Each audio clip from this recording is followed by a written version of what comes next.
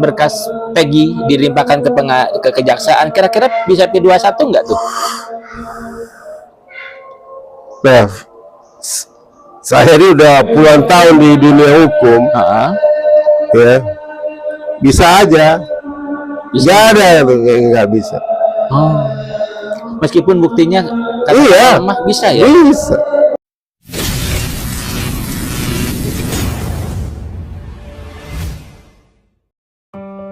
Polda Jawa Barat pada Kamis, tanggal 20 Juni tahun 2024 melimpahkan berkas perkara Peggy Setiawan, tersangka kasus pembunuhan Vina Dewi Arsita alias Vina Cirebon dan kekasihnya Eki yang terjadi pada tanggal 27 Agustus tahun 2016, ke Kejaksaan Tinggi Jawa Barat.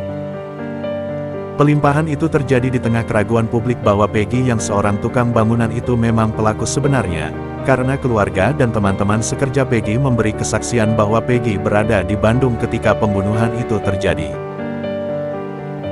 Postingan-postingan Peggy di akun Facebooknya yang dikulik netizen pun mengindikasikan bahwa Peggy tidak berada di Cirebon saat peristiwa itu terjadi 8 tahun lalu, dan viral lagi di tahun 2024 ini setelah difilmkan dengan judul Vina Sebelum 7 Hari. Polisi mengatakan, ada 70 saksi untuk perkara Peggy ini, di mana 18 diantaranya memberatkan tukang bangunan itu.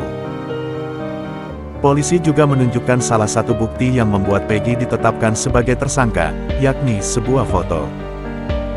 Namun, banyak yang janggal dalam kasus ini karena postingan-postingan Peggy yang mengindikasikan dirinya di Bandung saat Vina dan Eki dibunuh pun hilang setelah akun Facebook Peggy disita polisi, dan kasus ini telah dilaporkan pengacara Peggy ke Mabes Polri. Apakah kejaksaan akan menyatakan berkas Peggy itu lengkap atau P21 dan kemudian dilimpahkan ke pengadilan untuk disidangkan?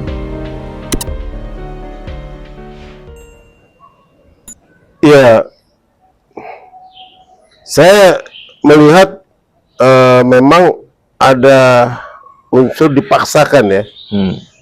Ya, kasus Peggy ini dipaksakan untuk dijadikan dia tersangka. Saya tidak tahu apakah polisi punya alat bukti kuat atau tidak ya. Karena di situ ada 2 orang lagi yang dihilangkan sebagai DPO kan. Nah, 2 orang itu yang dihilangkan DPO itu, kenapa dihilangkan? Ternyata 2 orang itu ada kertaikannya dengan institusi-institusi kepolisian kan. Artinya dia mendapat perlindungan hukum lah.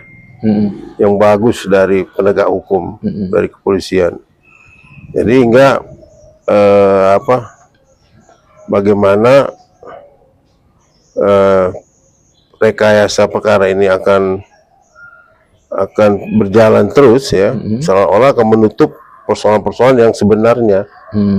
Ya, terutama tadi yang 2 kasus itu ya, penghilangan nama orang yang DPO itu, yang tadinya berapa orang DPO ya? 3 tadinya. Peggy, Dani, sama Andi.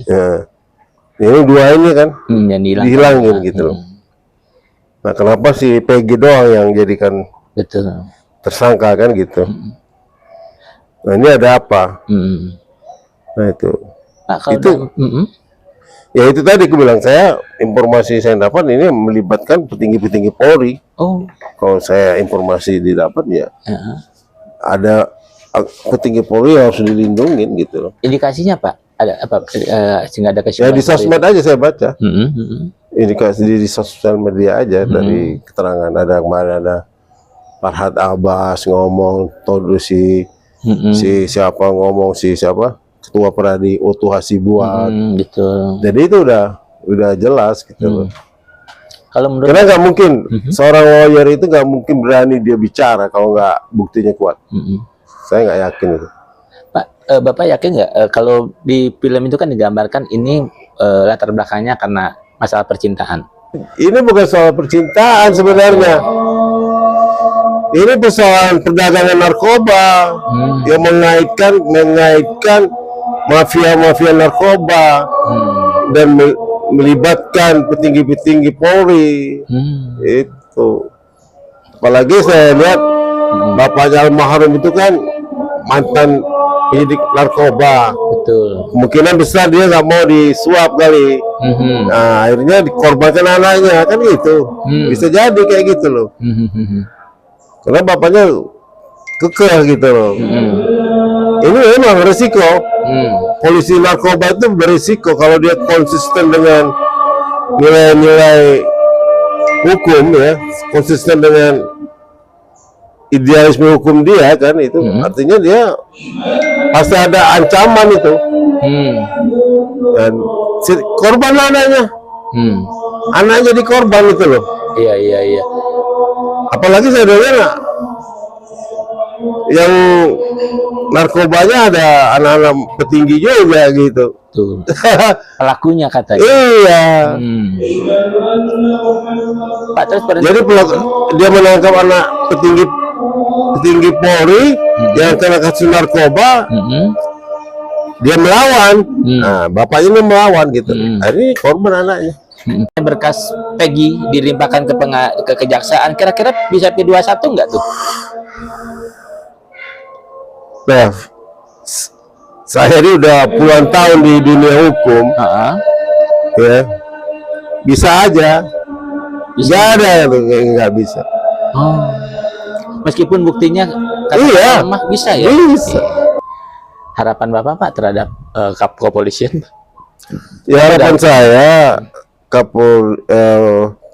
institusi kepolisian pertama kalau dia mau menjaga marwahnya sebagai penegak hukum ya tuntaskanlah perkara ini dengan sebaik-baiknya gitu loh. Artinya perkara ini jangan direkayasa, jangan di apa-apain, tapi tetap apa adanya aja.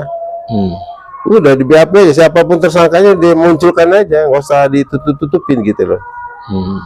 Ya sudah banyak kok yang tahu kok, udah pengacara top udah turun terlibat semua di sini. Jadi itu bukannya ecek-ecek lagi, ini perkara serius, artinya tidak akan mungkin orang dengan terbuka begini ya. Seharusnya Polri berani gitu loh.